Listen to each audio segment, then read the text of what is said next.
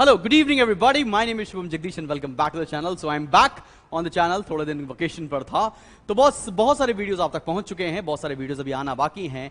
Micro economics पूरी खत्म हो चुकी है, मैनेजमेंट पूरी खत्म हो चुकी है और एडमिशन फॉर पार्टनर आपका चल रहा था। यहां तक मैंने आपका सिलेबस कंप्लीट करा रखा था। बस बड़े सारे बच्चों की डिमांड थी, सर कॉमर्स का स्पेसिमेन डिकोड कर दो या किस चैप्टर से कितने मार्क्स आने की उम्मीद है ये बता दो। देखो भाई, काउंसिल ने हमें कॉमर्स का यूनिट वाइज ब्रेकेज नहीं दे रखा है, लेकिन स्पेसिमेन को अगर ध्यान देते हुए देखें तो कुछ ब्रेकेज इस तरह से दिख रहा है। टेंटेटिव है, 100% करेक्ट नहीं है, ठीक है ना। तो उस हिसाब से यह बताया जा रहा है कि बिजनेस एनवायरनमेंट करीब करीब 8 नंबर का आएगा, capital fixed in working 4 number की, सोर्सेज ऑफ फाइनेंस 9 नंबर का, बैंकिंग 3 से 4 नंबर का आपको मिल रहा होगा in the upcoming board examination. Management सबसे बड़ी यूनिट है, इसको चैप्टर वाइज ब्रेक मत करना कि प्लानिंग से कितना आएगा, ऑर्गेनाइजिंग से कितना आएगा। पूरी मैनेजमेंट यूनिट करीब करीब 36 नंबर की आपको पेपर में मिलने वाली है। और साथ में बताना चाहता हूं, मार्केटिंग के दोनों चैप्टर मिला के 16 नंबर और कंज्यूमर प्रोटेक्शन 4 नंबर का मिलने वाला है in the upcoming board examination. ये टेंटेटिव बात है जिसको मैंने डिकोड किया है स्पेसिमेन को मद्देनजर रखते हुए। ऐसा कुछ भी काउंसिल ने नहीं बताया, तो तुम ये टेंटेटिवली इसको फॉलो कर सकते हो। अगर अब मैं स्पेसिमेन की बात करूं तो पेपर पैटर्न में कुछ चेंजेस हैं जो हमें अभी समझना बहुत जरूरी है, बिकॉज शायद हमारी प्रिपरेशन हमारे पेपर पैटर्न के हिसाब से हो रही है नहीं हो रही, that we need to think of, right. तो चलो बॉस, आइए स्पेसिमेन को डिकोड करते हैं। ये स्पेसिमेन काउंसिल की वेबसाइट पर मिल जाएगा आपको। इसमें सेक्शन ए में आपको 16 क्वेश्चंस मिलने वाले हैं। 16 क्वेश्चन ये सारे 1 मार्क्स के हैं, कुछ एमसीक्यूज हैं, कुछ डिफाइन करने के लिए हैं और साथ में ध्यान रहे कुछ केस स्टडीज भी मिल रही हैं। तो जैसे कि क्वेश्चन नंबर 1 में first part, second part, third, fourth, fifth and sixth ये सारे एमसीक्यू मिल रहे हैं, मतलब टिक करो, आगे बढ़ जाओ।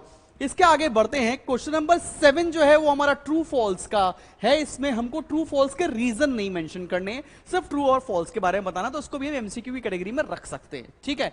अब आते हैं 8th क्वेश्चन पर। ये हमें 8th और 9th हमें फिल इन द ब्लैंक्स मिल रहा है, मतलब हमको बिटवीन द लाइंस पढ़ने की भी उतनी ही जरूरत है। जो भी बुक का फॉलो करते हैं वैसे maximum student CB Gupta follow करता होगा आईएससी के अंदर, तो आपको 1 लाइनर्स या आपको बिटवीन द लाइंस पढ़ने की बहुत ज्यादा जरूरत है, एल्स ये तरह के क्वेश्चन आप मिस आउट कर जाओगे। क्वेश्चन नंबर 10, 11 और 12 डिफाइन करने के लिए आए हैं, 1 लाइन क्वेश्चन है। साथ में बताना चाहता हूं कि जो 10th क्वेश्चन है वो काफी क्रिएटिव यहां पर दे रखा है, जिसमें कंपोनेंट्स के बारे में पूछा हुआ है। खैर, एक क्वेश्चन जो सबसे मुश्किल आता है वो है रीजनिंग असर्शन, मतलब रीजनिंग और असर्शन के भी आपको क्वेश्चन कम से कम 25 से 50 प्रैक्टिस करने पड़ेंगे। ये बात हो गई 13 क्वेश्चन तक। अब आते हैं 14th, 15th और 16 देखने के लिए, सॉरी 13 पार्ट तक, बिकॉज इसके कुछ पार्ट भी हैं, जैसे कि ये 1 नंबर का था और एक क्वेश्चन ये 4 नंबर का भी था, ठीक है। तो 13 क्वेश्चन आपको मिल रहे हैं जो कि टोटल वेटेज रखते हुए 16 नंबर की है।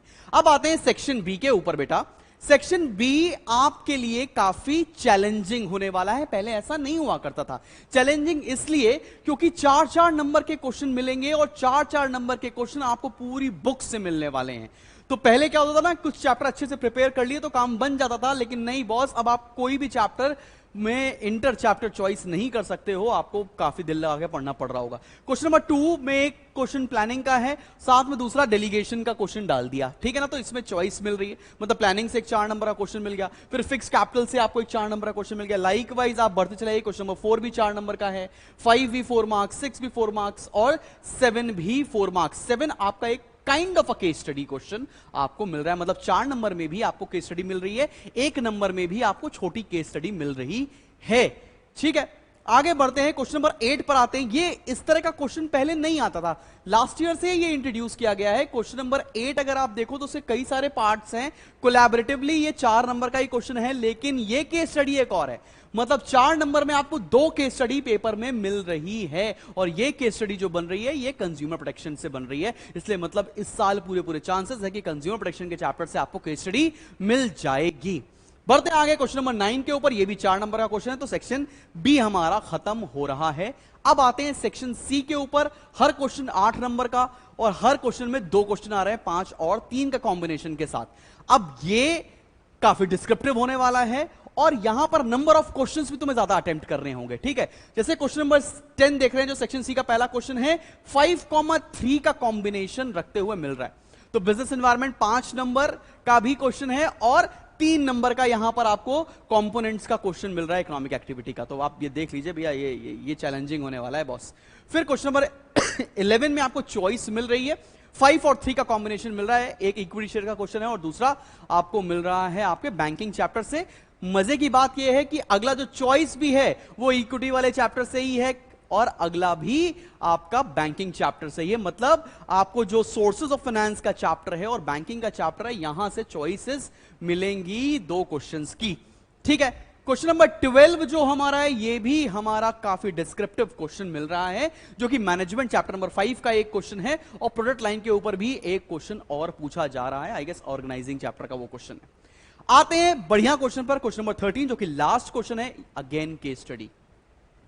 तो पेपर में 4-4 नंबर में 2 केस स्टडी, 1 नंबर में 1 केस स्टडी और पूरे 8 नंबर की एक और केस स्टडी। तो पेपर को केस बेस्ड बनाने की कोशिश की जा रही है, लर्निंग मेथोडोलॉजी को दूर रखते हुए आपसे ज्यादा से ज्यादा एनालिसिस के ऊपर फोकस किया जा रहा है। तो अगर आप अभी तक अपने कॉमर्स में रेक्टिफाइड मेथड पढ़ रहे हो, याद करके लिखने की प्रैक्टिस कर रहे हो, तो बॉस थोड़ा समझ के भी चलना है, तब जाकर आप इस तरह के क्वेश्चंस अटेम्प्ट कर पा रहे हो। तो ये पूरा एनालिसिस मैंने आपको दिया है। इसके बाद भी कुछ कंपैरिजन, कुछ कंफ्यूजन रहती है तो कमेंट सेक्शन में लिखना और मुझे ये बताना कि आप लोगों ने अभी तक नोट्स डाउनलोड कर लिए हैं कि नहीं कर लिए, जो कि मेरे फ्री स्टडी मटेरियल सेक्शन पर मिल रहे हैं।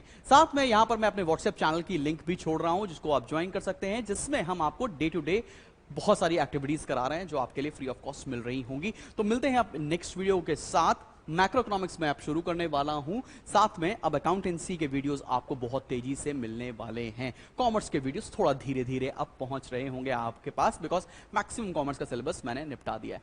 सो मिलते हैं एक नेक्स्ट वीडियो के साथ। Till then keep smiling and keep learning.